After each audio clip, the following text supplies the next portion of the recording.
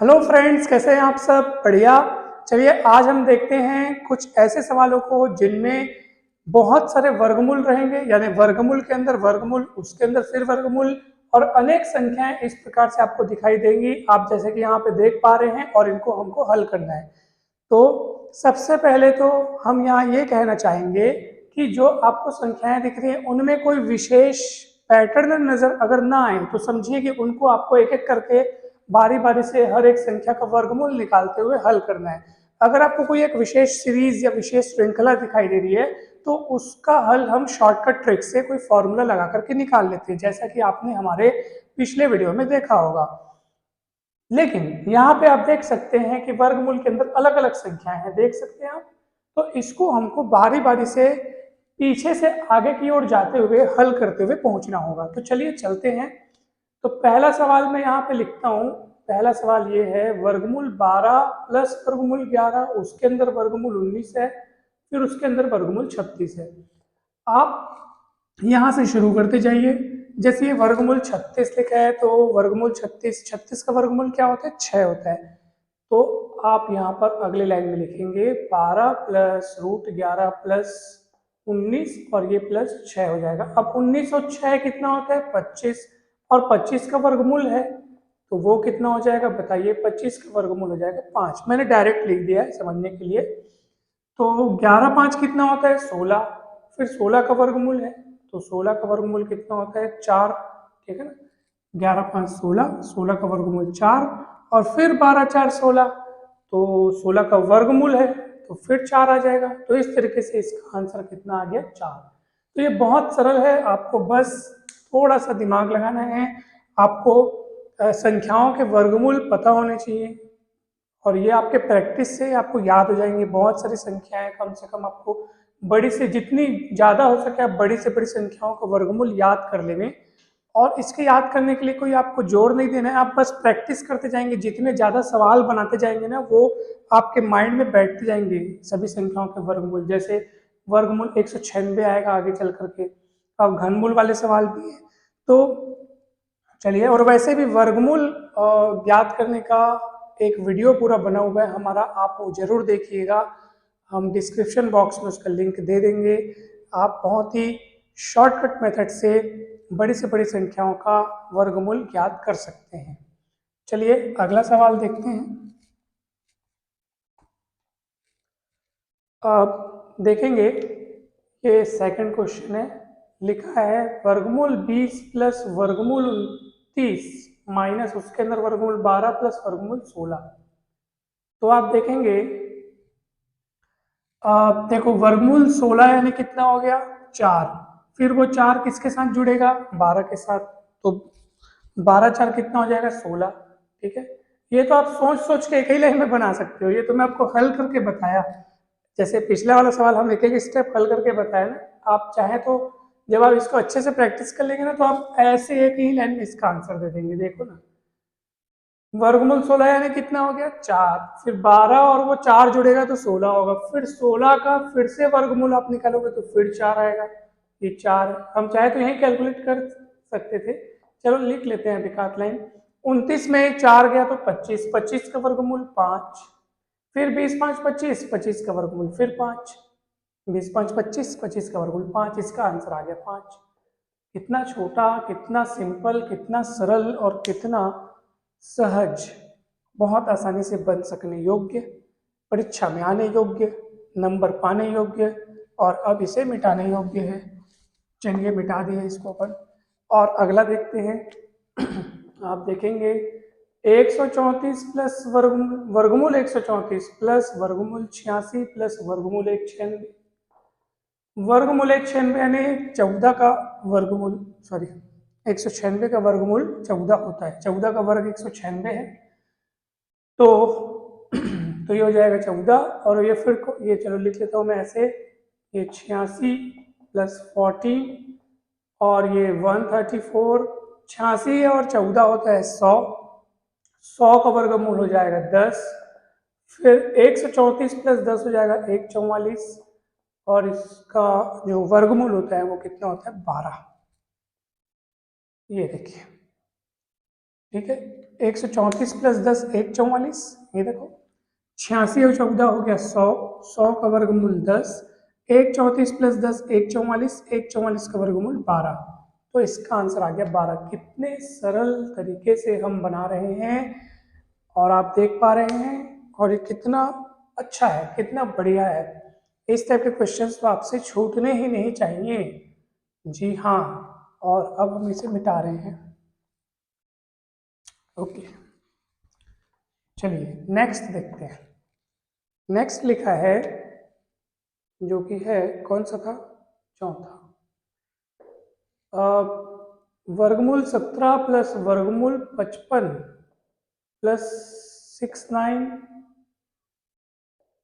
Plus 133 121। ठीक है, वर्गमूल 17 प्लस वर्गमूल 55 प्लस वर्गमूल 69, उसके अंदर वर्गमूल 133, उसके अंदर वर्गमूल 121। आप घबराएंगे नहीं, तो सवाल आपसे निश्चित रूप से तुरंत बन जाएंगे। देखिए वर्गमूल 121, 121 का वर्गमूल 11, 11 और 133 होता है 144, 144 का है ना, 100 ज़्यादा हो जाएगा, चल एकदम डायरेक्ट करेंगे तो एक ही लाइन में बन जाएगा वो, लेकिन थोड़ा थोड़ा हमको लिख लेना चाहिए। ठीक है, तो ये कितना हो जाएगा, 11 और 133 हो गया, 144 का वर्गमूल हो जाएगा 12, 69 और 12 हो जाएगा 81।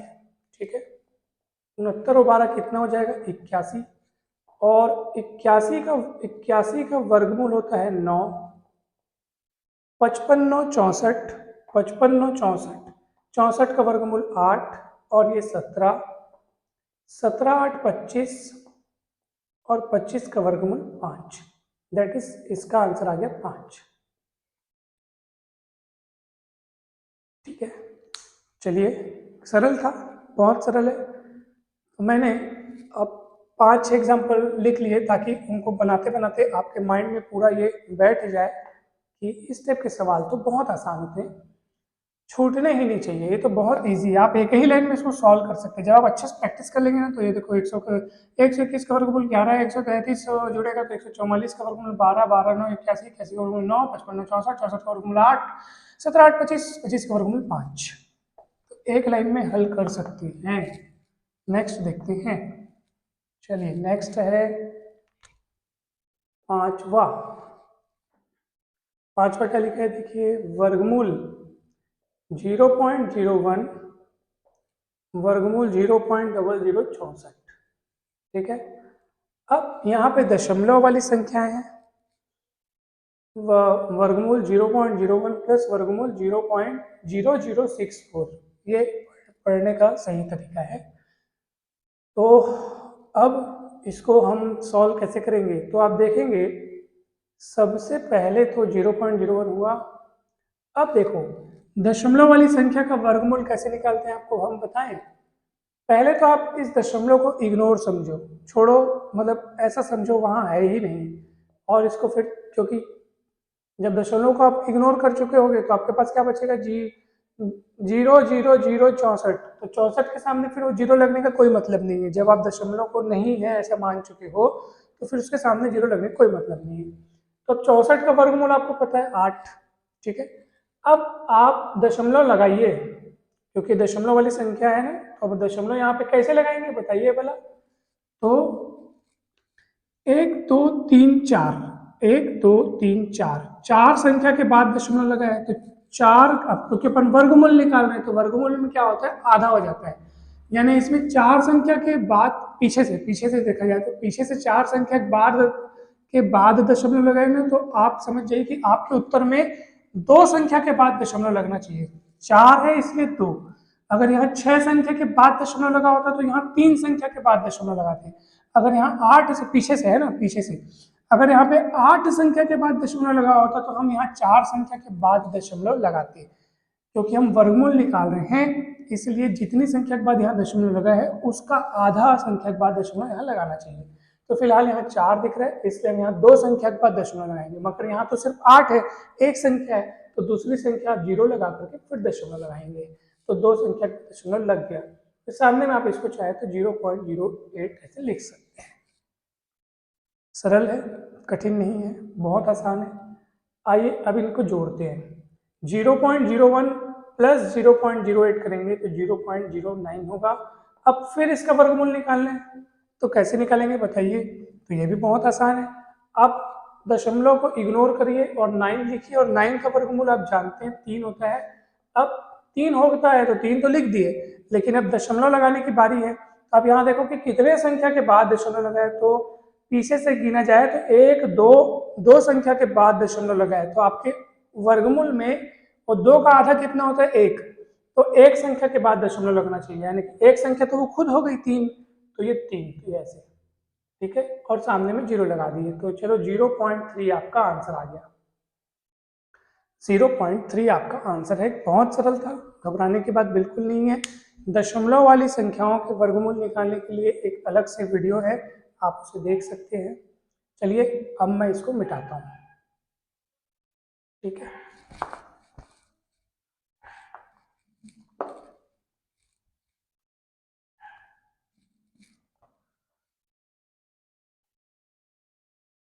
छठवां सवाल, छठवां सवाल में हम देख रहे हैं, वो क्या लिखा है, वर्गमूल 21, फिर ये लिखा है घनमूल 59, करणी की घात अगर 3 है मतलब वो घनमूल है। 59 प्लस 16 प्लस 722 प्लस 49, ठीक है। अब देखिए कैसे बनाया जाए इसको, तो कैसे बनाया जाएगा सर, इसको ध्यान से देखेंगे। 49, एक मिनट है ना, यहाँ क्वेश्चन में थोड़ा सा मिस्टेक है, ये भी वर्गमूल में होगा कैसे, तो वर्गमूल 49 यानी 7 हो गया, और 7 को जोड़ेंगे 722 में तो 729 होगा, और 729 में ये आप देखो जो करणी है उस करणी की घात 3 है, अर्थात 729 का घनमूल निकालना है। तो 729 का घनमूल होता है 9, ठीक है। 729 का घनमूल 9 होता है, घनमूल के लिए अलग से वीडियो बनाए, आप देख सकते हैं। तो 729 का घनमूल हो गया 9, 16 और 9 कितना होता है 25, 25 का वर्गमूल हो जाएगा 5, फिर ये 59 आपके सामने है यहाँ पे, और उसका है घनमूल, और ये प्लस 21 लिखा हुआ है, ठीक है। अब बताइए आप मुझे कि ये जो 59 5 कितना होता है 64, 64 का आप घनमूल निकालेंगे तो 4 आएगा, क्योंकि 4 चौक 16 चौक 64, 4 को 3 बार गुणा करने पर 64 मिलता है, इसलिए 64 का घनमूल कितना होगा 4 होगा, और ये फिर 21 सामने है, 21 4 25 हो जाएगा, और 25 का वर्गमूल कितना हो जाएगा 5, तो इसका आंसर आ गया 5, इसका आंसर आया था 0.3। सभी का आंसर आ गया, बहुत ही कम समय में आ गया। इस टाइप से सवाल तो बनने ही चाहिए आप लोगों से, और मैं ये आशा और उम्मीद और विश्वास तीनों करता हूँ कि ये आपको ये बिल्कुल अच्छे से समझ में आ गया होगा, ठीक है।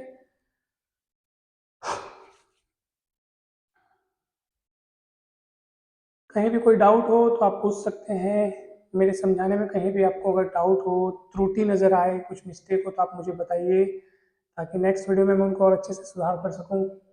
वैसे मेरे को पूरा भरोसा है कि आपको ये बहुत अच्छे से समझ में आ गया होगा। तो वीडियो अच्छा लगा हो तो आप ज़रूर लाइक कीजिए, और चैनल को अगर अभी तक आपने सब्सक्राइब नहीं किया है तो प्लीज़ सब्सक्राइब करें, इससे मुझे और बेहतरीन बेहतरीन वीडियो और कठिन कठिन टॉपिक्स पर वीडियो बनाने की प्रेरणा मिलेगी, इंस्पिरेशन मिलेगा, और मैं फिर आपके लिए बहुत अच्छे से वीडियो ला सकूँगा, क्योंकि उसके लिए बहुत ही एक उत्साह की ज़रूरत होती है, और उत्साह मिलेगा आपके द्वारा किए गए सपोर्ट से। तो आप बहुत सपोर्ट करें हमें, और वीडियो को शेयर ज़रूर करें। आप सभी का बहुत बहुत धन्यवाद।